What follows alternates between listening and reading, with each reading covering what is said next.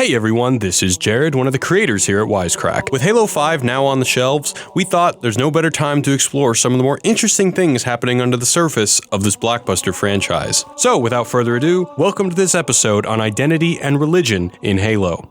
Who is Master Chief? With more than 65 million game titles sold, it's kinda crazy that this question still remains an enigma.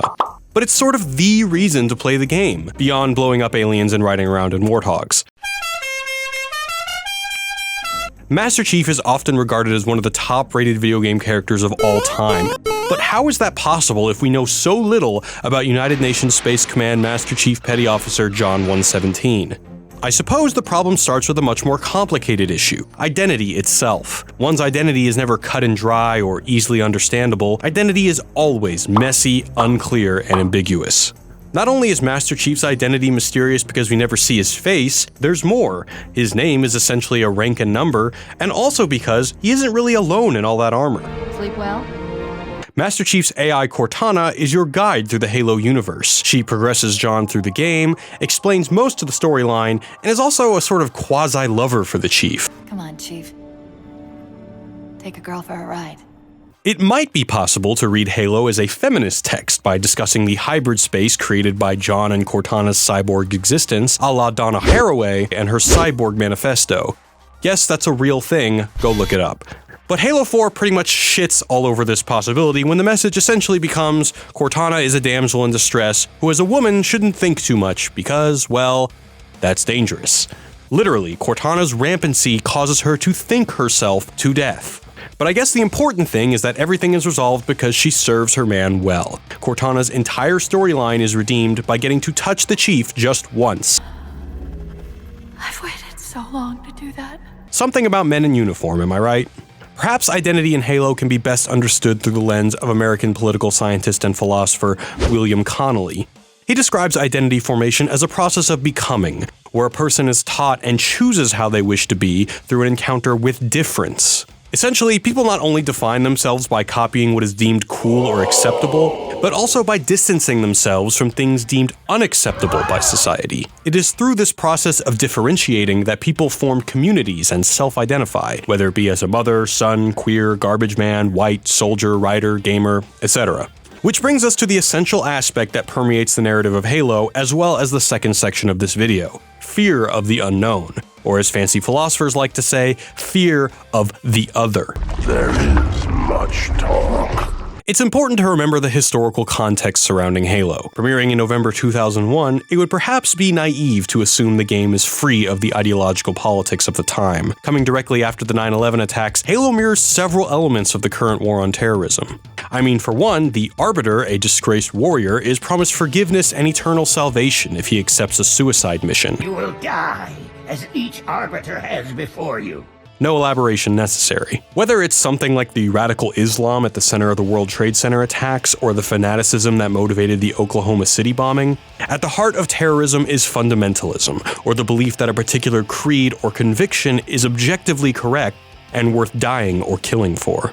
It doesn't take too much digging to draw parallels between the Covenant and fundamentalism. A highly religious people, guided by the teaching of three prophets, truth, mercy, and regret, the Covenant are positioned as the game's antagonist, sort of cosmic religious terrorists. Religious dogmatism is essentially the guiding force behind the conflict in the games. The term Covenant itself is a reference to the pact between a chosen people and their god. The 7 Halo rings are allusions to the 7 seals of the Apocalypse and the 7 trumpet blasts that bring about the end of the world. The Ark is a key component to activating the Halo rings, which is in part a reference to the covenant between Noah and God as a way to survive the Great Flood. Knowing that the Flood was an unstoppable force, the Forerunners created the Ark and the Halo rings as a way to survive the Flood. Get it? The Ark is how you survive the Flood. Captain Keyes serves as a sort of John the Baptist, baptizing the Master Chief by giving him his first gun, and also like John the Baptist, Keyes loses his head. Consider also the name we're given for Master Chief is John 1:17. In the King James Bible, John Book 1 verse 17 reads, "For the law was given by Moses, but grace and truth came by Jesus Christ." Just as Jesus gives force to the law with his eternal grace, Master Chief gives force to the law with his severely overpowered pistol. Kill frenzy.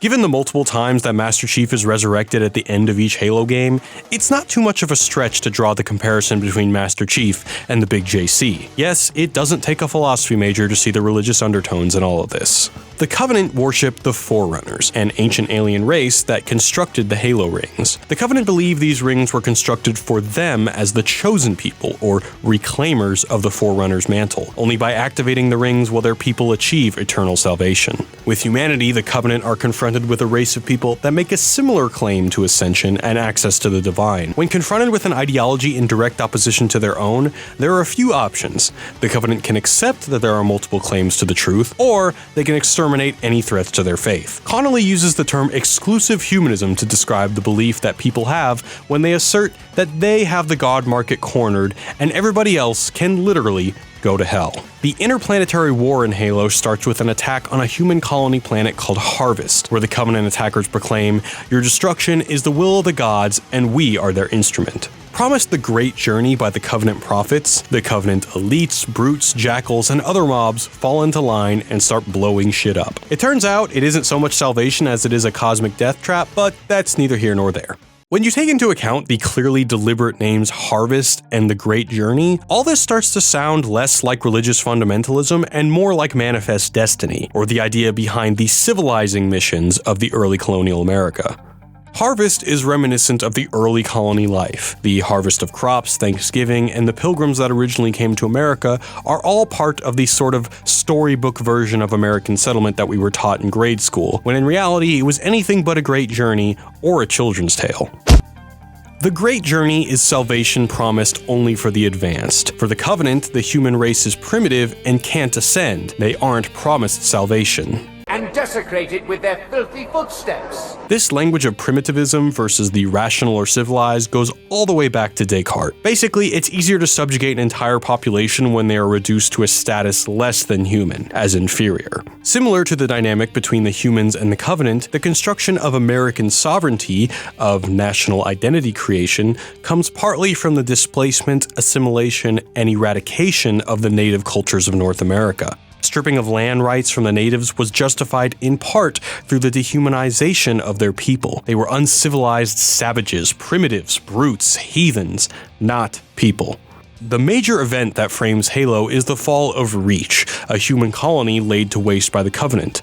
By following a UNSC ship called the Iroquois, the Covenant are able to find Reichle. Iroquois ought to sound familiar. It's a Native American nation that was part of the 7 Years' War, or the French and Indian War to Americans. There's some irony here in naming a ship intended to facilitate space colonization after an indigenous nation. In fact, a kind of strange historical reversal takes place. The UNSC, with their space marines, serve as a sort of extension of American colonialism, and yet the very same fleet positions itself as the colonized victim of the Covenant. If, as Connolly says, identity is constructed through differentiating ourselves from others, then mixing imagery from religious extremism and manifest destiny is perhaps the peak of irony for the creators. For the otherness the West fears in religious, specifically Islamic fundamentalism, is not only embodied in the Covenant, but also in our very own history of colonization. The idea that there would be a game where you're forced to kill innocents, where the enemy is a blameless victim, probably wouldn't sell many units. Or maybe it would. While the first-person shooter genre inevitably creates shallow characters to be eliminated, disintegrated, and eradicated, what Halo presents is the exploration that the enemy, the alien, the other, is not so different than we pretend. Hey everyone, thanks so much for watching. If you're interested in more Halo videos, then click here to check out our friends at Honest Game Trailers. They just released their trailer of the Halo franchise, which is really hilarious, so be sure to check it out and subscribe while you're over there. Here at Wisecrack, we've got tons of great breakdowns coming down the pipeline, like ones for Fallout, Rick and Morty, No Country for Old Men, and all 5 seasons of Breaking Bad. Click here to go to our channel page and watch some more of our videos, and definitely click that subscribe button so you won't miss any new ones. Alright, thanks for watching guys, I'm gonna go finish the Fallout video. Peace.